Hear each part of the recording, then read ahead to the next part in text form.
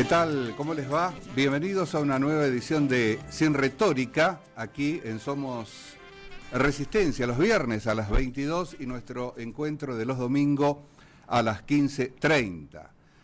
Y por supuesto también la posibilidad de poder ver todos nuestros programas y entregas semanales en el canal de YouTube, en Sin Retórica Televisión. Ahí usted puede hacerlo.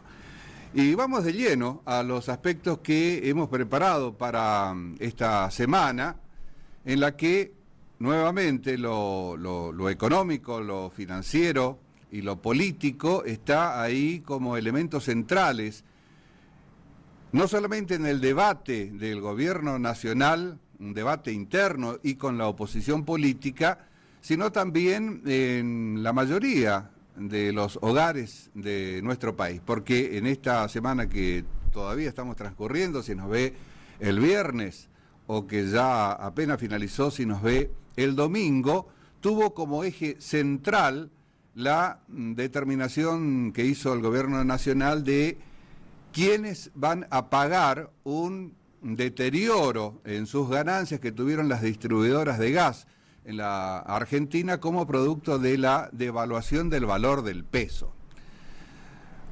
Es decir, participar de las pérdidas que tienen esas empresas privadas cuando, por ejemplo, y sin hilar demasiado fino, en el artículo 14 bis de la Constitución Nacional se habla de la participación de los trabajadores en la ganancia de las empresas, que todavía nunca tuvo una ley, a pesar de los intentos en el 2010 que había hecho el entonces diputado por el oficialismo Recalde, pero que no tuvo una concreción efectiva. Y eso que estamos hablando de la, insistimos, participación de los trabajadores en las ganancias de las empresas, que está determinado, insistimos, en el artículo 14 bis de la Constitución Nacional. Pero en este caso se habló, y por lo menos todos nos enteramos por la publicación que se realizó en el boletín oficial de la Argentina, que los usuarios de las distribuidoras de gas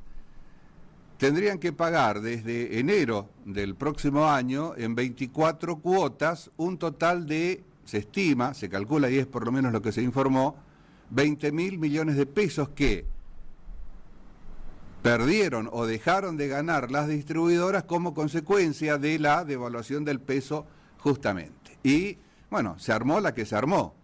Usted habrá escuchado opiniones a favor, opiniones en contra, el debate inclusive en el Senado de la Nación, que determinó que en definitiva sea el Tesoro Nacional el que se hará cargo de del total de esa suma, pero con diferencias sustanciales respecto de aquella que se había indicado en el boletín oficial.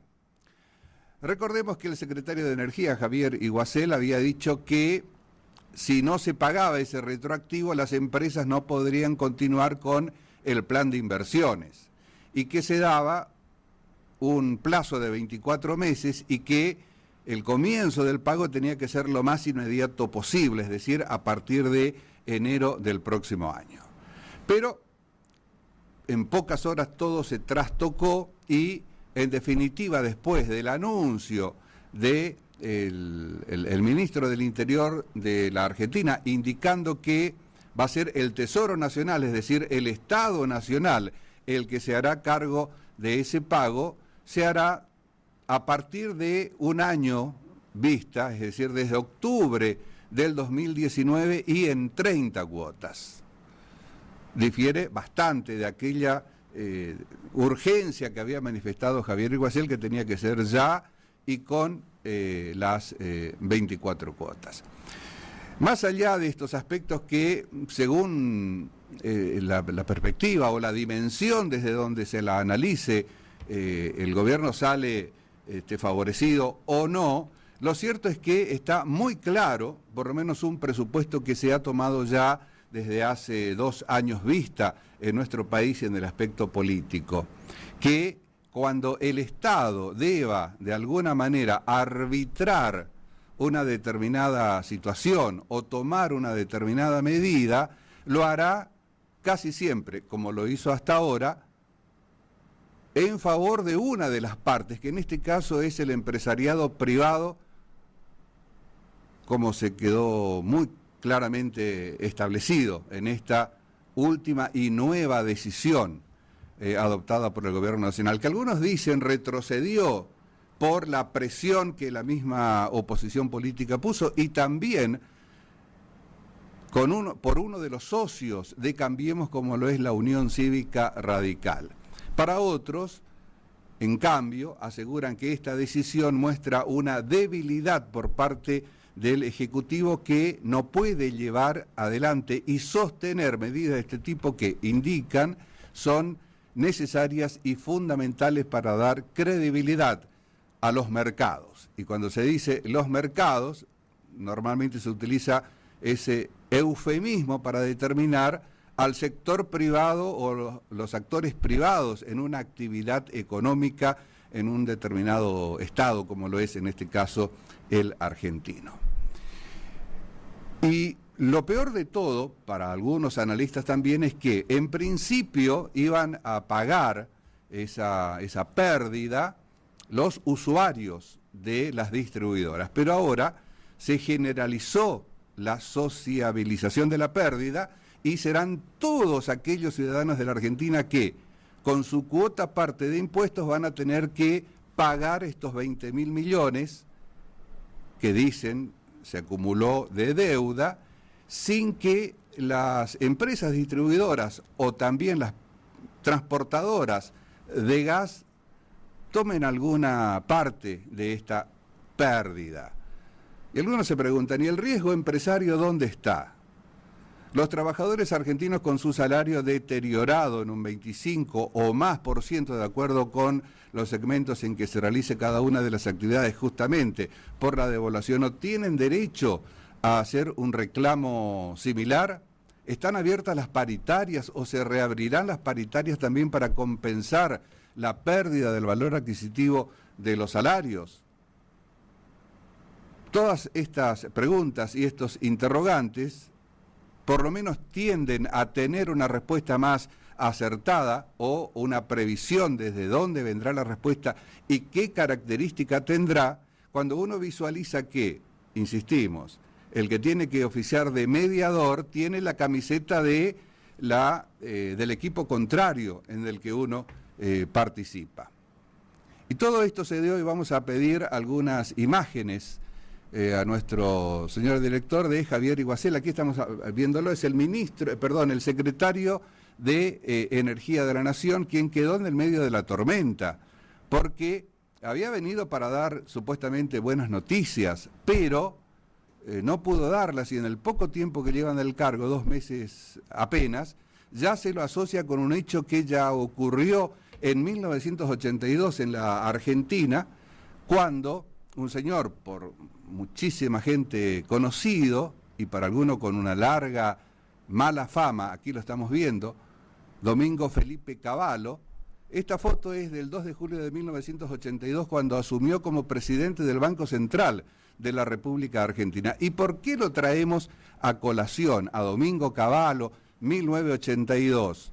Porque en esa gestión, aunque él posteriormente lo negó, y atribuyó la medida que vamos a mencionar recién a su sucesor, González del Solar, se estatizó la deuda privada de numerosas empresas, muchas de ellas que todavía están en funcionamiento en nuestro país, y pasó a engrosar la deuda que todos los ciudadanos de la Argentina tuvimos que pagar y seguimos pagando. Algo muy, pero muy parecido, algo muy similar a lo que hoy está ocurriendo con esta deuda estatizada de las distribuidoras de gas con aquellos a quienes compra el gas. Lo peor de todo es que esta decisión de sugerir al gobierno nacional que sea el Tesoro de la Argentina, el Tesoro Nacional, quien se haga cargo de todo esto, salió por una resolución unánime en el Senado de la Nación, es decir, que uno de los poderes del Estado, en este caso el legislativo, le dice al Ejecutivo, haga cargo a todos los habitantes de la Argentina de la pérdida que por devaluación del peso tuvo una o tuvieron algunas empresas en nuestro país. Eso es, en definitiva, el aspecto político de lo que está aconteciendo. Y quedan algunas preguntas. Las empresas que producen y distribuyen la electricidad en la Argentina, ¿no estarán queriendo hacer lo mismo? ¿No estarán pensando repetir esta actitud? ¿Y qué pasará mañana si es que se produce, ojalá si no suceda, otra devaluación que dé pérdidas nuevamente a estas empresas? Y el famoso riesgo empresario, ¿a dónde está? Indudablemente hay un sector que no es justamente el estatal quien está teniendo la mayoría de los beneficios que se dan en esta maltrecha y cada vez más golpeada economía de todos los días de los ciudadanos argentinos. Pasemos a otro tema que también tiene que ver con el aspecto político de nuestra actualidad, y nos estamos refiriendo a declaraciones de la doctora Elisa Carrió, que efectuara aquí cerquita en la ciudad de Corrientes la semana que estamos transcurriendo, cuando tuvo las siguientes declaraciones que para muchos lo consideraron realmente golpistas. Escuchemos a la doctora Carrió. Entonces, en vez de suicidarme, denuncio, aunque tenga que ser Cambiemos, aunque le toque al presidente de la República.